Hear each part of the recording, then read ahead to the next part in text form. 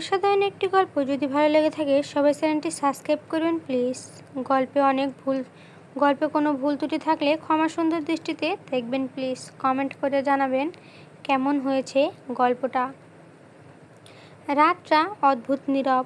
আমি বিছানায় শুয়ে আছি, কিন্তু চোখে ঘুম নেই। বারবার মাথায় একটাই কথা বাজছে, তুই অন্য কারো হওয়ার আগেই আমার হয়ে গেছিস। আমার বুকটা কেমন ভারী হয়ে আসছে। এটা কি সত্যি, নাকি শুধু মুহূর্তের আবেগ? আমি চোখ বন্ধ করলাম, কিন্তু তার মুখটা আরও স্পষ্ট হয়ে উঠল।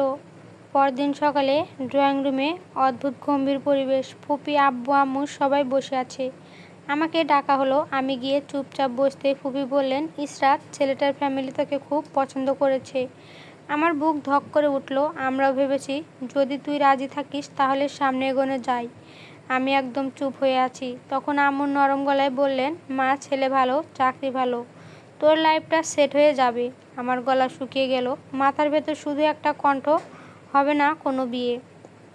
আমি আসতে বললাম, আমি এখনই বিয়ে করতে চাই না। ফুপি একটু বিরক্ত হয়ে বলল, সবাই এমনই বলে, পরে ঠিক হয়ে যায়। আমি এবার একটু জোরে বললাম, আমি রাজি না। রুমে হঠাৎ নীরবতা। আমি বলে সোজা রুমে চলে গেলাম। এসেই দরজা বন্ধ করে দিলাম। চোখ থেকে পানি গড়িয়ে পড়ছে। আমি কি সত্যি রাজি না, নাকি আমি কারোর জন্য থেমে আছি? ঠিক তখনই ফোনে কল এলো রায়ান ভাইয়ার। আমি কিছুক্ষণ তাকিয়ে থেকে রিসিভ করলাম। হ্যালো। ওপাশ থেকে শান্ত গলা, কী হয়েছে তোর? আমি অবাক হয়ে জিজ্ঞেস করলাম, কী হয়েছে মানে? তোর কথা শুনলেই বুঝি আমি কিছু হয়েছে তোর?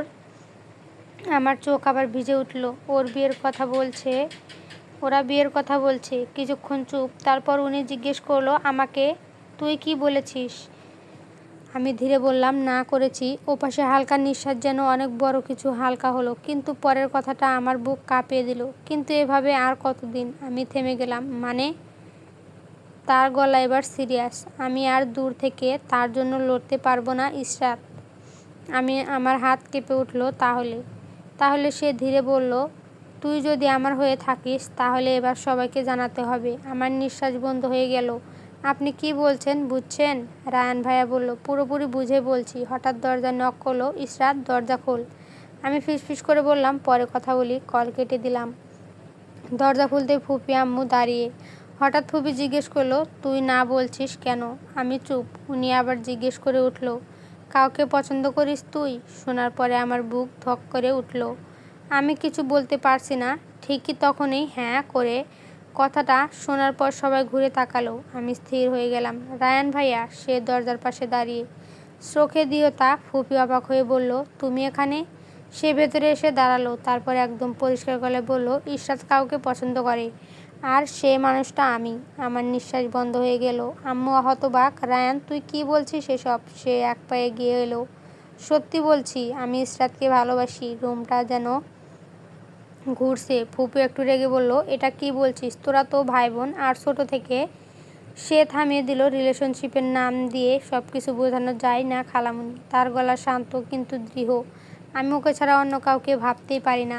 সবাই চুপ। আমার চোখ ভিজে গেছে। আমি তাকিয়ে আছি তার দিকে। সে একবার আমার দিকে তাকালো। চোখে একটাই কথা, আমি আছি। আমার ভেতরে সব ভয়, সব দ্বিধা হঠাৎ কমে গেল। আমি আসতে বললাম, আমিও। সবাই আমার দিকে তাকালো। আমার গলা কাঁপছে। আমিও ওকে ছাড়া অন্য কাউকে ভাবতে পারি না। রুমে আবার নীরবতা। কিন্তু এবার এই নীরবতার ভয় নেই, শুধু একটা নতুন শুরুর শব্দ আছে। রুমে পিন ড্রপ সাইলেন্ট। আমার কথাটা যেন সবাইকে স্থির করে দিয়েছে। আমি ওকে ছাড়া অন্য কাউকে ভাবতে পারি না। ফুপি প্রথমে নীরবতা ভাঙলেন, তোমরা কি পাগল হয়েছো? এসব কি বলছো? তার গলায় রাগ, অবাক আর অস্বস্তি মিশে গেছে। আম্মু আমার দিকে তাকিয়ে, ইসরাত, তুই বুঝে শুনে কথা বলছিস তো? আমার গলা কাঁপছিল, কিন্তু এবার আমি পিছিয়ে আসিনি। হ্যাঁ আম্মু, আমি বুঝেই বলছি। রায়ান ভাইয়া এক পা সামনে এগিয়ে এলো। খালামুনি আন্টি, আমি জানি হঠাৎ করে এটা শোনা আপনাদের জন্য সহজ না। তার গলা শান্ত, কিন্তু চোখে দৃঢ়তা। কিন্তু আমি মিথ্যে বলছি না। আমি ইসরাতকে ভালোবাসি। ফুপি এবার স্পষ্ট রেগে গেলেন। ভালোবাসা? এই বয়সে এসব ভালোবাসা টিকবে? কালকে অন্য কাউকে ভালো লাগবে তখন? রায়ান একটু হেসে মাথা নেড়ে বলল, যদি এটা শুধু ভালো লাগা হতো তাহলে আমি আজ এখানে দাঁড়িয়ে থাকতাম না। তার চোখ আমার দিকে। আমি ওকে হারানোর ভয় পেয়েছি, তাই আজ বলছি। আমার বুক কেঁপে উঠল তোর এই কথা শুনে। আব্বু এতক্ষণ চুপ ছিলেন। তিনি ধীরে বললেন, রায়ান, তুমি কি নিজ দায়িত্বে বোঝো? ভালোবাসা বলা সহজ, কিন্তু সংসার করা না। রায়ান সোজা হয়ে দাঁড়ালো। জি, আমি বুঝি। আমি এখনও পড়াশোনা শেষ করিনি, কিন্তু আমি চেষ্টা করছি নিজের জায়গা তৈরি করার। আমি প্রতিশ্রুতি দিতে পারবো যে সব কিছু একদিনে পারফেক্ট হবে। একটু থেমে বলল, কিন্তু আমি এটা নিশ্চিত বলতে পারি, আমি ইসরাতকে কখনো ছেড়ে যাব না। আমার চোখ ভিজে গেল। এতটা সিরিয়াস, এতটা সত্যি। ফুপি ঠান্ডা গলায় বললেন, এই সম্পর্কে আমরা মেনে নিতে পারছি না। আমার বুকটা হঠাৎ ধক করে উঠল। ইসরাতের সামনে ভালো ভবিষ্যৎ আছে। আমরা এমন কোনো সিদ্ধান্ত নেব না যেটা পরে ওর জন্য সমস্যা হবে। আমি আস্তে বললাম, কিন্তু এটা আমার লাইফ। সবাই আমার দিকে তাকালো। আমার গলা কাঁপছিল। আমার সুখ দুঃখ, আমার ফিউচার, এগুলো কি আমার সিদ্ধান্ত না? আম্মু একটু নরম গলায় বললেন, মা, আমরা তোর খারাপ চাই না। কিন্তু আমি চোখ মুছে বললাম, আমি জানি, কিন্তু আমি ওনাকে ছাড়া অন্য কাউকে নিয়ে ভাবতে পারছি না। রায়ান ভাইয়া এবার আমার পাশে এসে দাঁড়ালো, খুব কাছে, কিন্তু স্পর্শ করলো না। শুধু উপস্থিতিটাই যেন শক্তি দিচ্ছে। সে বলল, আপনারা সময় নিতে পারেন, কিন্তু দয়া করে আমাদের আলাদা করার সিদ্ধান্ত এখনই নেবেন না। রুমে আবার নীরবতা, কিন্তু এবার সেই নীরবতা ভারী সিদ্ধান্তের অপেক্ষায়। কিছুক্ষণ পর আব্বু উঠে দাঁড়ালেন। আমাদের সময় দরকার। সবাই ধীরে ধীরে রুম থেকে বের হয়ে গেল। আমি আর রায়ান ভাইয়া দাঁড়িয়ে আছি, একই জায়গায়, একই নিঃশ্বাসে। আমি আস্তে বললাম, সব কিছু কঠিন হয়ে গেল। সে হালকা হাসলো। ভালোবাসা সহজ হলেও এত সুন্দর হতো না। আমি তাকালাম ওনার দিকে। আপনি নিশ্চিত? সে একদম কাছে এসে ফিসফিস করে বলল, তুই থাকলে সব কিছু সহজ। থাকবি তো আমার পাশে? আমার ঠোঁটে অজান্তে হাসি চলে এলো। দূরে কোথাও আজান ভেসে আসছে। নতুন একটা শুরু, নাকি আরও বড় ঝড়ের আগে নীরবতা? রাতের সেই কথাগুলো এখনও বুকের ভেতর ধক ধক করছে। আমি ওকে ছাড়া অন্য কাউকে ভাবতে পারি না। পরের দিন সকালে সবাই বসে আছে। ড্রয়িং রুমে চাপা নীরবতা। আব্বু, আম্মু, ফুপি, এখন ইজহান ভাইয়াও বসে আছে। আম্মু সব কিছু ভাইয়াকে বলছে, কালকে কি কি ঘটেছে বাসার মধ্যে। আমি এক কোণে চুপচাপ দাঁড়িয়ে আছি। তখনই হঠাৎ কলিং বেল বেজে উঠল। আম্মু দরজা খুলতেই আমি অবাক হয়ে তাকালাম। রায়ান ভাইয়া এবং খালামণি আর খালু এসেছে, আর ওনাদের সাথে রিমঝিমও এসেছে আজকে। আমার বুক ধক করে উঠল। না জানি আজকে কি হতে যাচ্ছে, ভয় করছে। তখনই ফুপি কপাল কুঁচকে বললেন, এভাবে হঠাৎ? আপনার খালামণি ভেতরে ঢুকে আমাকে জড়িয়ে ধরেছে। তারপর ফুপিকে শান্ত গলায় বললেন, হঠাৎই আসতে হলো, কারণ ব্যাপারটাও হঠাৎই না, অনেক দিনের। খালামণির চোখ এবার আমার দিকে মায়া ভরা, যেন আমাকে ভেঙে পড়তে দেবে না। আমি দেখছি। চিন্তা করিস না। খালামণিরা এবার সবাই সাথে বসে পড়ল। কিছুক্ষণ কেউ কথা বলল না। তারপর আঙ্কেল গম্ভীর গলায় বললেন, আমরা জানি তোমরা সবাই অবাক হয়েছ, কিন্তু আমরা চুপ থাকলে অন্যায় হতো। আব্বু ঠান্ডা গলায়, না ভাইজান, কি বলবেন বলুন। খালামণি এবার সরাসরি বললেন, ইসরাতকে আমি ছোট থেকে মেয়ের মতো মানুষ করেছি। আমার নিজের মেয়ের চেয়েও বেশি আমি ওকে আদর করি। আর ইনশাল্লাহ ছেলের বউ হলে ওর আদর কমবে না। আমার চোখ ভিজে উঠল খালামণির কথা শুনে। খালামণি আবার বলে উঠল, ও হাসলে আমি খুশি হই, আর কাঁদলে আমারও কষ্ট হয়। ফুবু একটু তার ছেলের সাথে, তাই বলে ছেলের সাথে? তিনি থামিয়ে দিলেন। আমি সম্পর্কের নাম নিয়ে তর্ক করতে আসিনি। আমি এসেছি ওদের অনুভূতিটা বোঝাতে। রুম নিস্তব্ধ। রিমঝিম এসে আমার পাশে দাঁড়িয়ে আমাকে জড়িয়ে ধরল। আসতে বলল, ভাইয়া কখনো এমন করে নাই কারোর জন্য। রিমঝিম, তুমি ইসরাতের সাথে ভিতরে যাও। ঠিক তখনই রায়ান ভাইয়া ভিতরে ঢুকলো। সে চারপাশে তাকিয়ে পরিস্থিতি বোঝার চেষ্টা করছে। তখনই ইজহান ভাইয়া বলে উঠল, আব্বু, আমি কিছু বলতে চাই। আব্বু মাথা নেড়ে অনুমতি দিল। ইজহান ভাইয়া আমার দিকে একবার তাকিয়ে বলল, আমি রায়ানকে শুধু ভাই হিসেবে না, একজন বন্ধু চেয়েও বেশি জানি। ও জেদি, ইমোশনাল, কিন্তু ফেক না। তোমরা ভেবে দেখতে পারো, ও যদি আজ বলে যে সে কাউকে ছাড়া থাকতে পারবে না, তাহলে সেটা সিরিয়াস। আর সবচেয়ে বড় কথা, আমি এমন কারোর সাথে আমার বোনের বিয়ে দেব না যেখানে আমার বোন সুখী হবে না। আমার বুকটা হালকা কেঁপে উঠল ভাইয়ার কথাগুলো শুনে। আব্বু এবার রায়ানের দিকে তাকালেন। তুমি কি প্রস্তুত?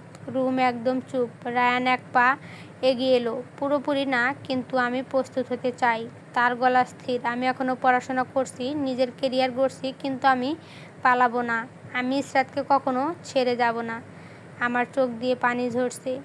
ফুপি এবার রেগে, এই বয়সে এসব কথা বলা সহজ, কালকে যদি।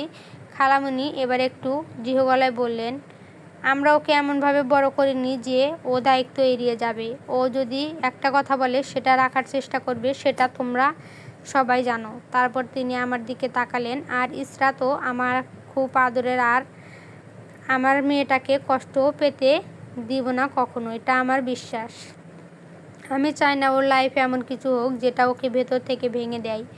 আম্মু এবার ধীরে বললেন, কিন্তু আপা, আমরা ওর খারাপ চাই না, কিন্তু আত্মীয় স্বজনরা সবাই কী বলবে? তখনই আঙ্কেল মাথা নেড়ে বললেন, আমরা ওদের খারাপ চাচ্ছি না। আর শুনো, কে কী বললো সে বিষয়ে মাথা না ঘামিয়ে আমাদের ছেলে মেয়ে সুখী হওয়াটার চেয়ে বেশি ইম্পর্টেন্ট।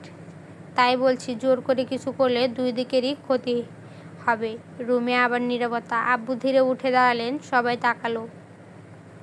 তিনি গম্ভীর গলায় বললেন, এই মুহূর্তে কোনো সিদ্ধান্ত নেওয়া সম্ভব না। কিন্তু আমার বুক ধক করে উঠল। আব্বু কি না কি বলবে ভাবছি। আব্বু রায়ান ভাইয়াকে বলে উঠল, রায়ান, তোমাকে সময় দেওয়া হলো। রায়ান স্থির হয়ে গেল। নিজেকে প্রমাণ করো, কেরিয়ার, দায়িত্ব, সব কিছুতেই। তারপর আমরা আবার বসবো। তখন না হয় তোমাদের বিয়ে নিয়ে চিন্তা করা যাবে। রুমে যেন জমে থাকা বাতাস একটু নড়ল। রায়ান মাথা নিচু করে বলল, ধন্যবাদ আঙ্কেল, আপনি আমাদের নিরাশ করবেন না। আমি আপনাদের নিরাশ করব না। সবাই ধীরে ধীরে উঠে যাচ্ছে। রিমঝিমা আমার হাতটা ধরে বলল, আপু ভয় পেও না, ভাইয়া হার মানবে না। আমি হালকা হাসলাম, চোখ ভেজা। তখনই আম্মু বলে উঠল, এখন যখন সব ঠিক হয়ে গেছে আপা, দুলা ভাই, আপনারা আজকে আমাদের এখানে না থেকে যেতে দিচ্ছি না। আমি গিয়ে রান্না বসাই। এখন আর কি করার আম্মু। আব্বুর জোরাজুরিতে খালামুনিরা আজকে থেকে যাবে আমাদের বাসায়। ওফ, কি যে আনন্দ লাগছে, বলে বোঝানোর মতো না। আমি আজকে অনেক খুশি। এত তাড়াতাড়ি সবাই মেনে নেবে ভাবতে পারছি না। বড়রা কেউ নেই ডাইনিং রুমে। আম্মু ফুপি রান্নার কাজে ব্যস্ত, আর খালামুনি ওনাদের সাথে। আব্বু আর আঙ্কেল ছাদে, আমরা ছোটরা সবাই বসে আছি। আমি ইজহান ভাইয়ার পাশে বসে কাঁধে মাথা রাখলাম। ভাইয়া তখনই জিজ্ঞেস করলো, কি হয়েছে বুড়ি? ভাইয়া, থ্যাংক ইউ সো মাচ আমাকে সাপোর্ট করার জন্য। ভাইয়া আমার মাথায় হাত বুলিয়ে দিয়ে বলল, দূর পাগলি, প্রত্যেকটা ভাই চায় তার বোনরা যেন সুখী থাকে। তখনই ইরফান বলে উঠল, বিদায় হও আমার বাসা থেকে তাড়াতাড়ি। তোমার ঝালাই তো আমি টিকতে পারছি না। আমার প্রত্যেকটা মজার চকলেটের মধ্যে তোমার ভাগ বসানো লাগে। আমি তখন ইরফানকে বলে উঠলাম, দাঁড়া তুই ইরফানের বাচ্চা, আজকে তোর খবর আছে। আমাদের এই ঝগড়া দেখে সবাই হাসতে লাগলো জোরে। আমার ভয়ে ইরফান গিয়ে রায়ান ভাইয়ের পিছনে লুকালো। রায়ান ভাইকে বলে উঠল, ফিউচার দুলা ভাই, আপনার বউকে তাড়াতাড়ি নিয়ে যান এ বাসা থেকে, ওর জ্বালায় আমার শান্তি নাই। তখন আবার হাসির শব্দ আরও বেড়ে গেল ওর কথা শুনে। চলবে? নেক্সট পার্টের জন্য কমেন্ট করবেন প্লিজ।